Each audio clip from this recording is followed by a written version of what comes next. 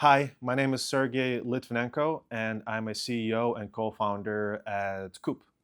I'm an immigrant. I was born and raised in ex-Soviet Union in Russia, and I immigrated with my family and just about the time when I went to college. And I studied finance. I liked that area. I liked working with numbers and later on understanding how companies operate through numbers. And um,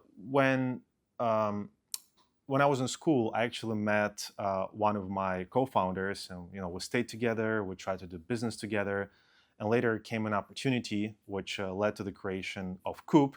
But back then, we didn't know that we would be doing what we're doing now. So from that point on, when we had an idea, it's been nothing short of a maze and a roller coaster.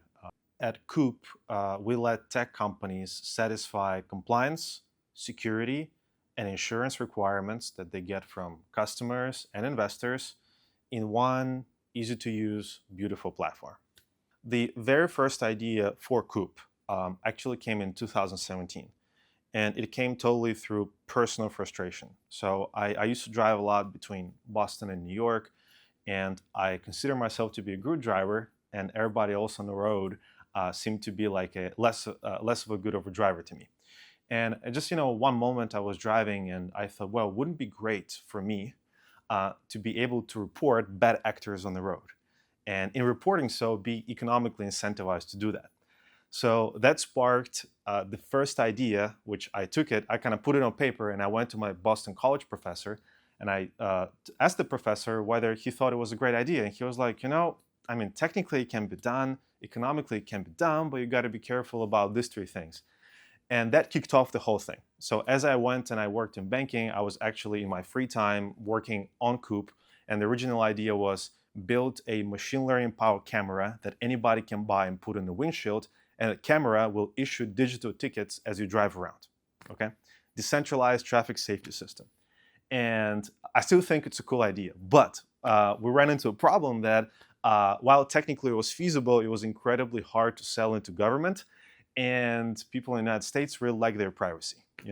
So that idea actually morphed into the first version of Coop when we shifted the focus to autonomous vehicles, and one of our co-founders was from that space. And when we did that, we also tried to sell into insurance, which that's how we discovered insurance in the first place. And then we figured, oh, there is nobody doing insurance for autonomous vehicles. They have no idea what data to look at and how to work with this data. And then we started an insurance company ourselves, which led to the latest iteration of Coop.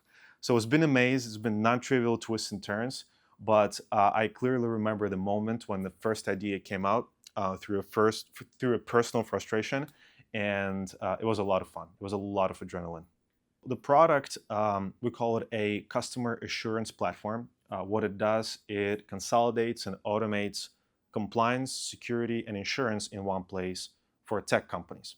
And our ideal customer profile is a tech company that either bootstrapped or raised money, and they are up to $100 million in revenue, and they do not have dedicated teams that focus on compliance or security or insurance. And our platform takes care of that for them better and cheaper than the competing legacy solutions. So think of Coop as the ultimate token of trust when you try to sell into enterprise or raise money or sign up a huge partner. So people will look at Coop and they say, oh, you got Coop, you're good to go. Honestly, hard to tell, but I can tell you there was definitely a felt moment. A felt moment is when you have people come to you, you pitch them, let's say for literally like 2 minutes, and they right away tell you, I love it. Without even going through the whole demo or going through the economics, just the message is so short, clear, and crisp that people say, I love it. That was the first moment. And then as we went on and acquired customers and service those customers, we had people who literally sent us love letters, and they said that their business would not be possible without Coop. We had companies that entered the United States with the help of Coop. We had companies that saved hundreds of thousands of dollars with the help of Coop, and all of them said, "I will love Coop," and that was the felt moment. Okay. Also, the measured moment, which we really achieved this year, It's a combo of your yearly growth, your retention margins, and in our case, loss ratios, because we're in insurance. We have such a combination that all of those things are pretty strong and well balanced. So we can grow as fast as the best SaaS companies without sacrificing retention, without sacrificing margin or loss ratios. And that's a measured moment. And I think that's going to be a force in itself, especially once we go into the next fundraising stuff. So two moments: felt moment and measured moment. Felt moment was last year, measured moment was this year, and I'm super excited for where we are. When we started the company, we bootstrapped for a year and a half. So my co-founder and I, we put our life savings into it. And early on, we wanted this to be a venture story because when you raise venture money, you have certain conditions that you have to meet. You have to be very fast growing, and you have to show great economics, and that puts pressure on you to execute, which I think is great. Of course, it comes up with giving up the control and equity. So we raised the first money in 2021, right at the moment when we had a platform that looked like it was functioning, and we started signing up the very first customers. So we met Sunil from Ubiquity Ventures. Our vision for where the company is going to be really aligned with his thesis for software beyond the screen and how our platform can enable lots of tech companies to bring new products and services into the market. And we raised. And it was actually a really great experience because Sunil had his mind made up about certain category of companies, and we received a term sheet like on Friday night, and we responded by Sunday night, and we accepted this term sheet. It was extremely fast, and we got right into it. And then with the second round of funding, which we did in 2023, that was 4.5 million, and Sunil was 2.5 million. With AlleyCorp, we had Abe Murray from AlleyCorp, who was our lead investor. The way we met Abe is through a customer introduction. So it happened to be that in 2023, a bunch of his portfolio companies were customers of Koop. We got introduced, and that made a great impression on him, and they ended up investing. And it's also been a great experience. AlleyCorp is a bigger, operation, and we went through more hoops with them.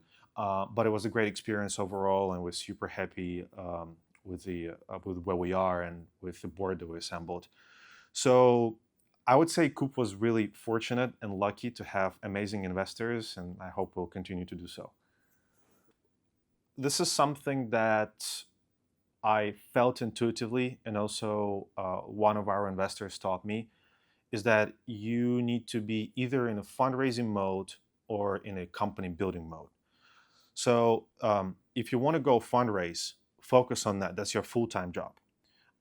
And you have to use all means available to you to make it happen. And then once you're done with fundraising, don't talk to investors. Sure, you can catch up and have coffee chats and run into them at a conference, but you focus on building a great product, a service, commercializing that. And then when you're ready for the next fundraise, you go back into the fundraising mode. That's one thing that I personally learned, because when we were bootstrapping, we were like trying to fundraise at all times.